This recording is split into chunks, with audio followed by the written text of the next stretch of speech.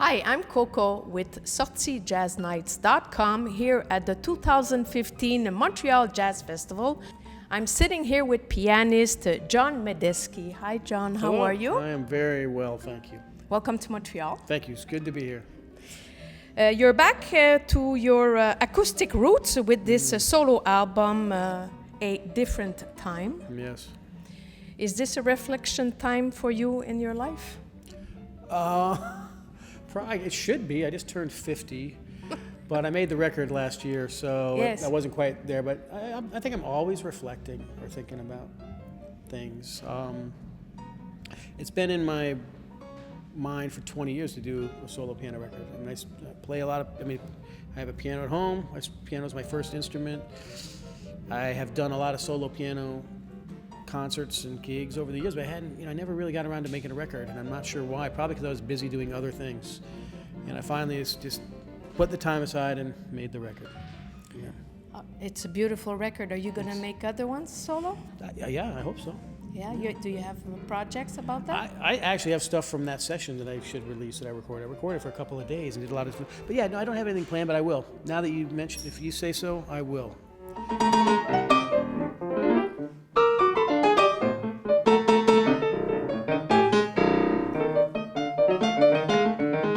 What do you want your listeners to get out of this solo experience on this album? What do I want them to get out of it? I don't know. I'm not sure if I think about that.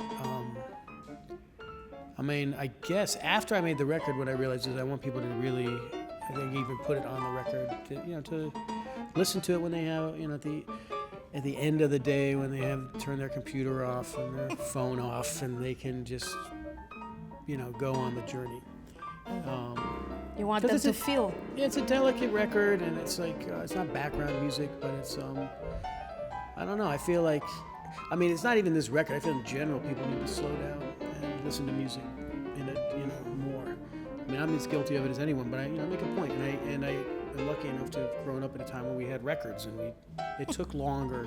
Yeah, you had to flip it. Yeah, to listen to a record, it took you in being engaged, because you had 15 minutes, 13 minutes to 20 minutes, and then you had to flip it. So you kind of had to.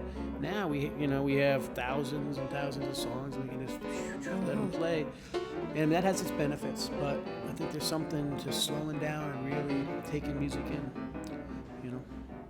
So that's what I would like.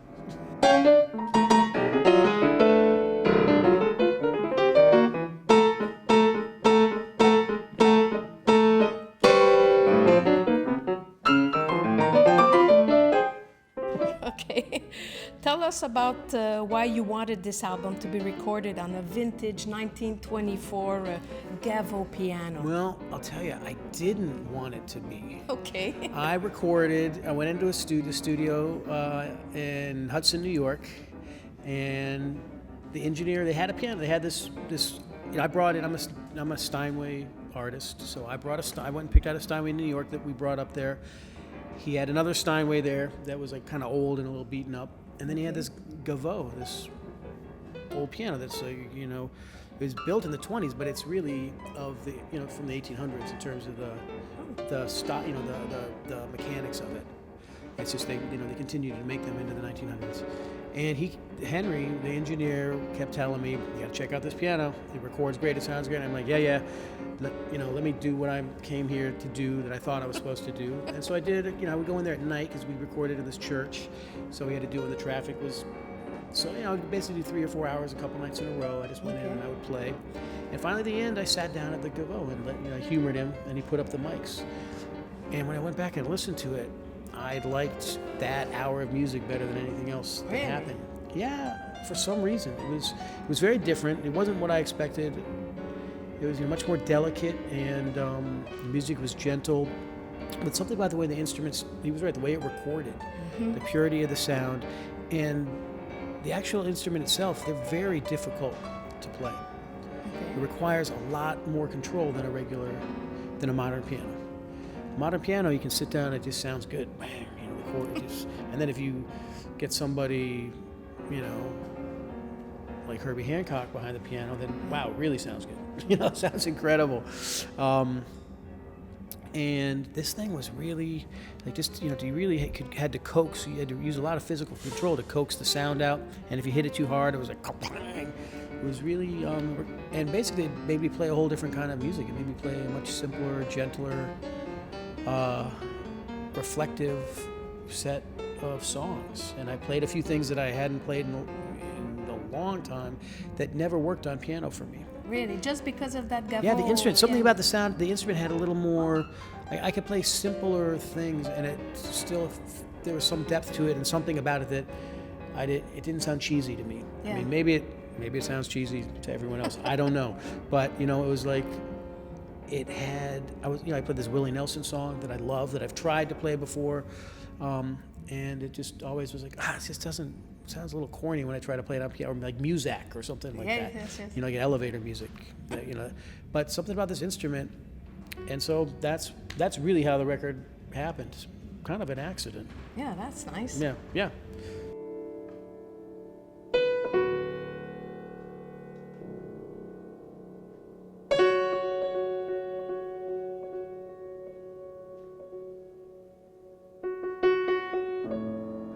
What attracted you to jazz? You know, I remember I started off playing classical music as a little kid, and was really into it. And you know, my parents, you know, they're in they probably in the mid '80s now. They're in the mid '80s, and their music, their era was, you know, a lot of it was the jazz era, swing era, and a lot of the songs they listened to, I tried to play. So I would get stuff I could read, different versions of these songs, and I think I was like 11, and my best friend's older brother was a drummer. He lived a couple doors down from me, and he played me. I remember he brought me into his room, which was really, I thought it was like an older kid's room. I thought it was pretty cool. And he had a really awesome stereo system. And he played a bunch of jazz records for me. And it kind of flipped me out, because I hadn't heard these songs that I was playing in this sort of more popular style, the stuff I was checking out. Okay. To hear them swinging and grooving, I mean, it basically seared my head off, and that was the end. Yeah. It was like Oscar Peterson. And I think probably within a month, I was listening to Oscar Peterson, Thelonious Monk, Cecil Taylor, Weather Report, Keith Jarrett, Chick Corea, Miles. I mean, it was kind of like this. It was just like I couldn't believe it. It just rang a bell.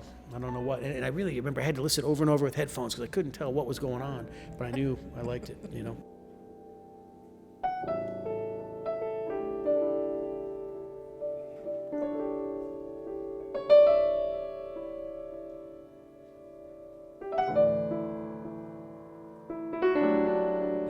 If you had the chance or the opportunity to play with an artist, a musician, dead or alive, who would that be?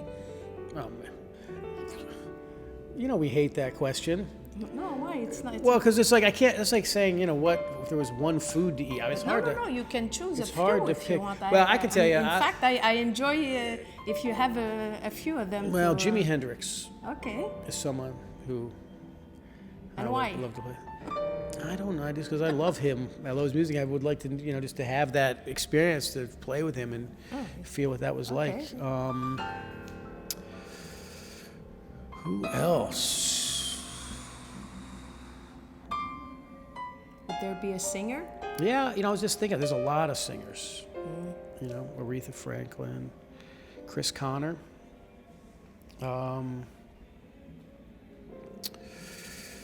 Let's see. There's so many musicians. There's a lot of obvious ones. I've gotten to play with a lot of great people. Actually, people that I love to play with. Yeah. So for me, it's like a lot about people who aren't alive. Wayne Shorter is someone I love to play with.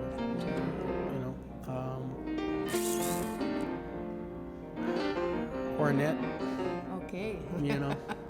I used to play along with Ornette records when I was a kid.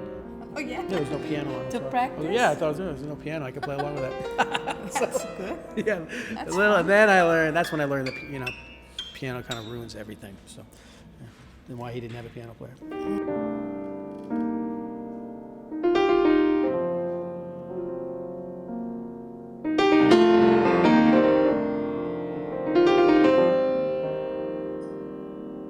So you mentioned that you played with a lot of great ones. What's the nicest memory or an evening that really struck you? You know what? It's hard to say. There's so many. I mean, really, it's like I just learned so much from all these different people. I would say early on when I was first moved to New York, I got to play these duet gigs with Reggie Workman on bass, and that was kind of a revelational experience for me in a lot of ways. But this great Afro-Peruvian singer Susana Baca. Yes. I played on 2 records of hers. I did a little tour with her, which was, that music, that turned my head around, changed my life. Okay. Well, it's been a lot. I've had a lot of life-changing experiences. Actually playing with Billy Martin and Chris Wood was pretty good too for 25 years. The first time we played together was, and there's a guitar player who I play with now. This guy named Tasiji Munoz. Amazing, unbelievable guitar player. He lives down in New York, and he played with Fair Sanders for years, and is really, true master. And, one of the few guys keeping that sort of, I don't know what to call it, spiritual jazz, for lack of, what Coltrane and Pharoah were getting into. Yes. Like he's like the next phase of that music.